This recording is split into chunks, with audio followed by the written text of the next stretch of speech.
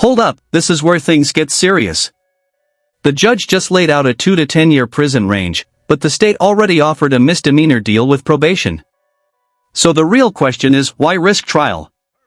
Is she confident, or missing something critical? Good morning, ma'am. Are you Relacia Mouton? Yes, ma'am. It's Royal. And Ms. Mouton, in cause number 25 DCCR 0907, before we go forward, I'm going to take judicial notice of the court's file. It looks like there was an evaluation done by Dr. Capon last year with regard to competency, and that we received that report back in October, and Ms. Mouton was found competent to stand trial. Is there... Did this in January 20th. The competency report's from October. You found her competent January 20th. That's what my file reflects also, Judge. Okay. Maybe we didn't get her back. I don't know why. Wow, straight up not guilty despite a plea deal on the table. That's a bold move. But here's the twist, there's video evidence. So now you have to ask yourself, would you take the deal or gamble everything in front of a jury? There's a lot of things there. Hold on. I don't think she was ever taken anywhere. No. So I don't know why. Anyway, found competent based on that report. There hasn't been any other reports that I know other than the Dr. Crapon report from back in October. And so any other issues at this point with regard to competency? No, Your Honor. All right. So in cause number 25 DCCR 0907, Ms. Mouton, you're charged with a second-degree felony offense of assault on a peace officer. And what that means is that if you go to trial and you're found guilty, the range of punishments between 2 years and up to 20 years in prison. Do you understand? I need you to answer out loud for the record. Thank you. And then in cause number 25 DCCR 1466, you're also charged with assault on a peace officer. This one is from August 17th of 2024. The first one that I read out was actually from May 5th of 2025. So this second one, same thing, is a second degree felony. If you're found guilty, the range of punishments between 2 years and up to 20 years in prison. Do you understand? Yes, ma'am. And then in cause number 25 DCCR 1467, you're charged with the state jail felony offense of possession of a controlled substance from August 17th of 2024. And in that case, that means that if you went to trial and you were found guilty, the range of punishment would be between 6 months and up to 2 years in a state jail prison. Do you understand that? Yes, ma'am. And then in cause number 25 DCCR 1468, you're charged with assault on a peace officer, and this is from that same date of August 17th of 2024. Again, if you're found guilty by a jury, the same punishment range applies, which is between 2 years and up to 20 years. Do you understand? Yes, ma'am. And then the last case is 26 DCCR 0120. You're charged with possession of a controlled substance, a state jail felony, from August 8th of 2024.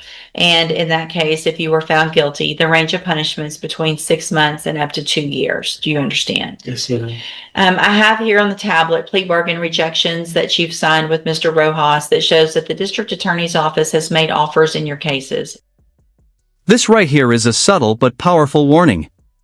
When the prosecution tells you to watch the video again, that usually means the evidence is stronger than you think. In court, reality hits different when it's played frame by frame. If you wanted to enter pleas of guilty for 8-year term in prison and on all of those assault on a peace officer cases, that would run at the same time concurrently. And then a 2-year sentence in the state jail prison on those two. The offer was actually we would dismiss the state jails, Judge. Okay, so there would be a dismissal in the 2 state jails with, I'm going to make that notation. Because I just signed paperwork refusing 2 years with both of those. You did. So obviously the bigger cases are the 8-year terms. So what the offer is, and so that we're all on the same page, it would be 8 years TDC on the 3 assault on a peace officer cases with dismissals in the 2 state jail cases. Does that change your mind? No, ma'am. Okay. So you have every right to reject. Probation. Hang on.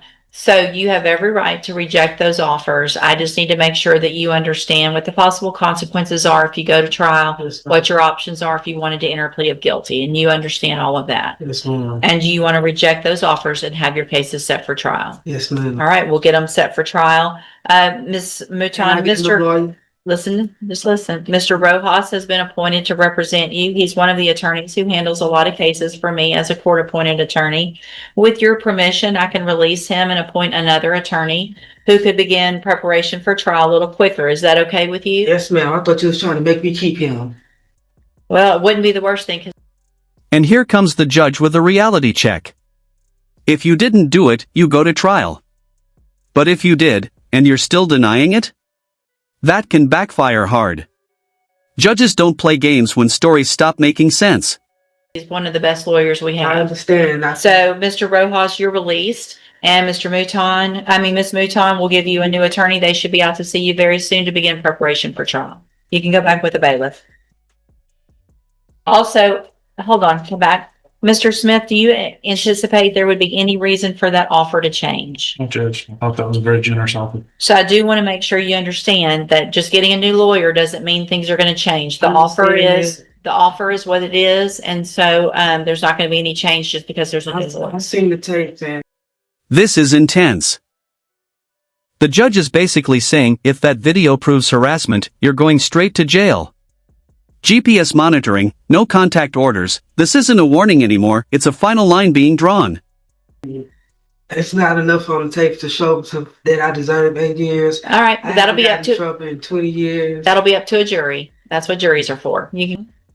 And Mr. Parker, will your client waive the formal reading of the indictment? Hey, will the judge. And we're just going in the possession case, is that correct? That's correct, Judge, but on the, with the prior enhancement counts to make this a third degree and just so to be candid with the court, in 2019, he also received a 5-year sentence. This same 5-year offer was made based on the underlying facts of this offense. What he did was pour some PCP out on the floorboard carpet of the car, which made it difficult to measure the quantification. Okay.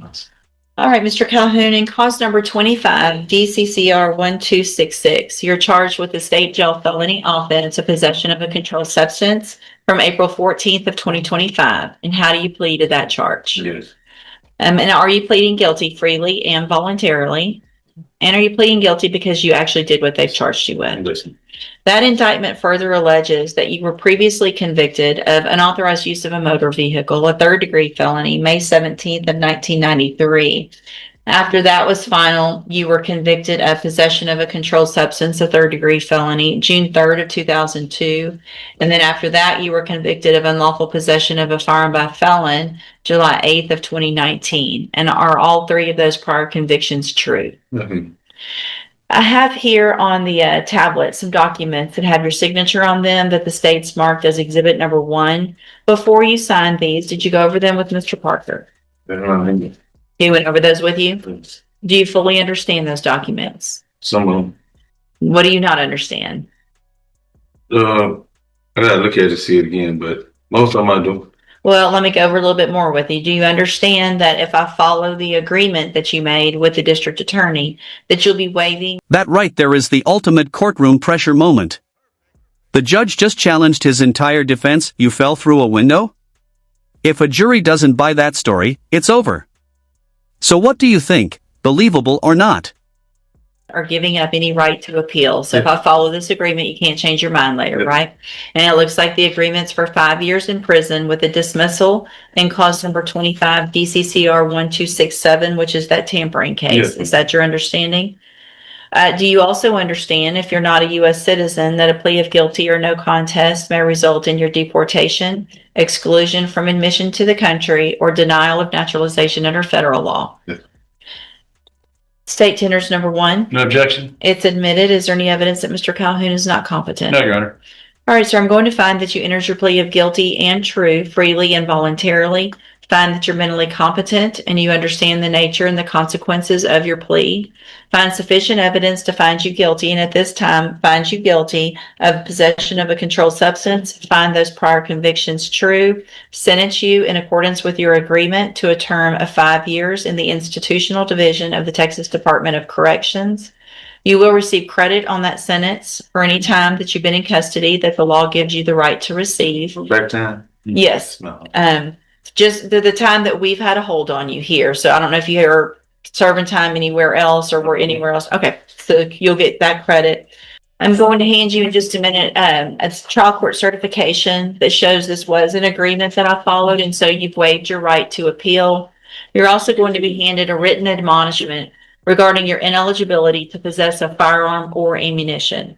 You already know this because I know you have a history with a charge of this, but I'm required to read this to you. Because of the judgment entered against you, you are ineligible under Texas law to possess a firearm.